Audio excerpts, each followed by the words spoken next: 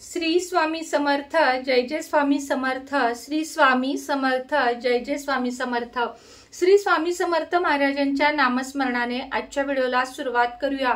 शुभ दुपार तुम्हा सगळ्यांना। कसे आहात तुम्ही सगळे? आशा व्यक्त करते स्वस्थ असाल, मस्त असाल, स्वामींच्या सेवेमध्ये रममाण असाल। आज आहे संकष्टी चतुर्थी आणि तुम्हा सर्वांना संकष्टी चतुर्थीच्या खूप खूप खूप शुभेच्छा देते आणि आजच्या व्हिडिओला सुरुवात करते। संकष्टी चतुर्थी म्हटल्यावर देवपूजा तर आज सगळ्यांचीच झाली असेल, त्यामुळे आता देवपूजेच्या वेळेस काय करायचे हा व्हिडिओ न करता आज संध्याकाळी काय उपाय करायचे हे तुम्हाला आजच्या व्हिडिओमध्ये सांगणार आहे।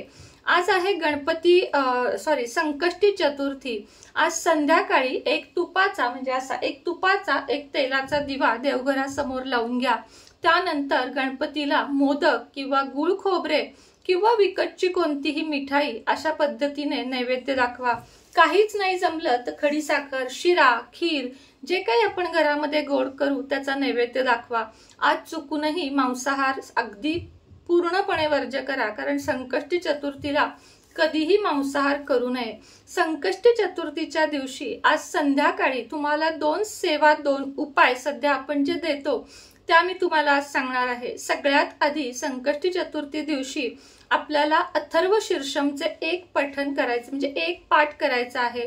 अथर्व शीर्षमचे घरामध्ये रोज एक जर पाठ आपण केला तर आपल्या घरामध्ये सुख समृद्धी नांदते आणि विघ्नहर्ता, म्हणजे जे गणपतीला काय म्हटलं आहे की संकटनाशक, त्याचप्रमाणे विघ्नहर्ता, बुद्धीचे देवता, त्याचप्रमाणे सिद्धी, रिद्धी हे सर्व काही आपल्याला गणपती बाप्पा देऊन जातात। त्यामुळे आपल्याला गणपती बाप्पांसाठी त्यांच्या आवडीचे अथर्व शीर्ष म्हणायचे आहे। त्यानंतर गणपती स्तोत्र म्हणायचे आहे। गणपती स्तोत्र म्हणून झाल्यानंतर नैवेद्य दाखवायचा आहे आणि गणपतीची आरती करायची आहे। गणपतीची आरती करून झाल्यानंतर ओम गम गणपतये नमः या मंत्राचा जप करायचा आहे। आज संध्याकाळी आपल्या मुलांसाठी 21 हिरव्या मुगांचा उपाय जो तुम्हाला सांगत आहे तो तुम्हाला करायचा आहे। अतिशय प्रभावी, साधा, सोपा उपाय आहे। बुध म्हणजे बुध ग्रह मजबूत करण्यासाठी हिरवे मूग वापरले जातात।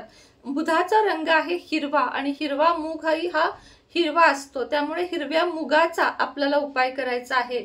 हिरवे मूग म्हणजे काय तर पूर्ण मूग, त्याची डाळ नाही, सालीसकट हिरवे मूग असतात ते 21 आपल्या हातामध्ये घ्यायचे आहेत। जर तुमची मुलं तुमचं ऐकत असतील, ते हातात घेऊन बसत असतील तर त्यांना घ्यायला लावा। त्यानंतर एक वेळा अथर्व शीर्ष, गणपती स्तोत्र, तुमच्या मनातील इच्छा मुलांबद्दल किंवा कोणतीही, आणि त्यानंतर मग तुम्हाला ओम गम गणपतये नमः या मंत्राचा उजव्या हातामध्ये घेऊन त्याचा जप करायचा आहे।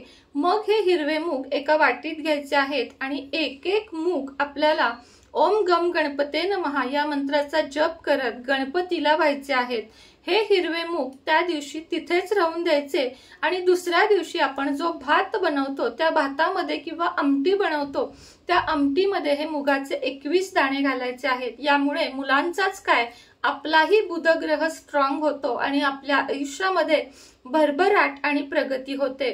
त्याच पद्धतीने मी जो नेहमी उपाय सांगते तो आजही तुम्हाला सांगते की गणपतीच्या मंदिराच्या इथे जिथे दुर्वा आलेल्या असतात त्या दुर्वा न जमिनीपासून उपटता, म्हणजे आहे इथंच एका दुर्वेची गाठ दुसऱ्या दुर्वेला बांधायची आणि आपली इच्छा बोलायची, 100% ती इच्छा पूर्ण होते। असे प्रत्येक चतुर्थीला करायचे। त्या दुर्वा काढायच्या नाहीत, त्या जमिनीतच ठेवायच्या आणि एका दुर्वेने दुसऱ्या दुर्वेला गाठ बांधायची। त्याच पद्धतीने आज संध्याकाळी 21 मोदक गणपती मंदिरामध्ये किंवा डाळिंब 21 मोदक, गुळाचे 21 खडे अशा पद्धतीने नैवेद्य नेऊन किंवा पेढे नेऊन आपण सर्वांमध्ये वाटावेत। गणपतीच्या मंदिरातील जे शेंदूर असते ते स्वतःलाही लावावे आणि मुलांसाठी घरी आणून मुलांनाही लावावे। गणपती बाप्पाची सदैव कृपा आपल्यावर राहावी असं वाटत असेल तर गणपतीची मूर्ती, फोटो नाही मूर्ती, देवघरामध्ये अवश्य असावी। आपल्याकडे पाहिजे असेल तर आपल्याकडूनही तुम्ही मागवू शकता। आजपासून न चुकता 120 दिवस हा तर तुमचा सुद्धा उपाय पाठ झाला असेल, पण बरेच नवीन लोक आपल्याशी दररोज जोडले जातात, म्हणून सांगू इच्छिते की आजपासून 120 दिवस न चुकता गणपतीला जायचे आणि मनातली इच्छा बोलायची. काहीही घेऊन जायचे नाही. आपली 10 बोटं म्हणजे 10 लाख आणि हे डोकं म्हणजे नारळ असं म्हटलं जातं. फक्त मनोभावे जायचं, इच्छा बोलायची, 11 प्रदक्षिणा घालायच्या. तसं तर तुम्हाला सांगू का, देवाला आपली इच्छा बोलून दाखवावी लागत नाही, कारण तो साक्षात परमेश्वर आहे. आपल्या मनात काय चालू आहे हे आपोआपच महाराज किंवा कुठलेही देव असेल तर त्यांना समजते. परमेश्वराला आपल्या भक्ताला काय पाहिजे हे समजते. तरी पण आपल्या समाधानासाठी आपण आपली इच्छा नक्कीच मागू शकतो आणि 120 दिवस न चुकता ही सेवा करायची आहे. पिरियड येऊ दे, सुतक येऊ दे, जेव्हा पिरियड आणि सुतक असेल, गणपतीच्या चौकटीतून, म्हणजे हा झाला गाभारा, चौकटीतून नमस्कार करायचा आणि घरी यायचे. इतकंच आपल्याला करायचं आहे. तुम्ही हा उपाय नक्की करून बघा. उपाय म्हणण्यापेक्षा ही सेवा आहे जी 120 दिवसाची खंड न पडता करण्याची सेवा आहे. एकच मंदिर हवे का, तर तसं काहीच नाही. तुम्ही कुठल्याही गावाला गेलाय, तुम्हाला तिथे गणपती मंदिर शोधा आणि जाऊन या. गणपतीला जाताना काही न्यायचे का, काही नेले नाहीत तरी चालेल. तुमच्या इच्छेने लाल फूल दुर्वा काही नेले तरीही चालेल. कुठलीही अट किंवा काहीही नसलेले हा उपाय आहे.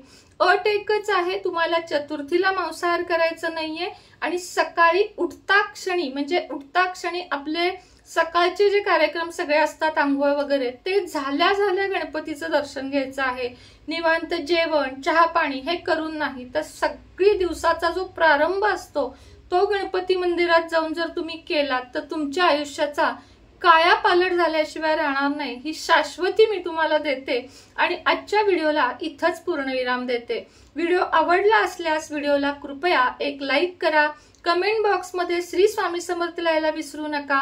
आणि तुम्हाला चॅनल आवडत असेल तर, नवीन असाल तर सबस्क्राईब आणि लाईकचं बटन नक्की दाबा. श्री स्वामी समर्थ.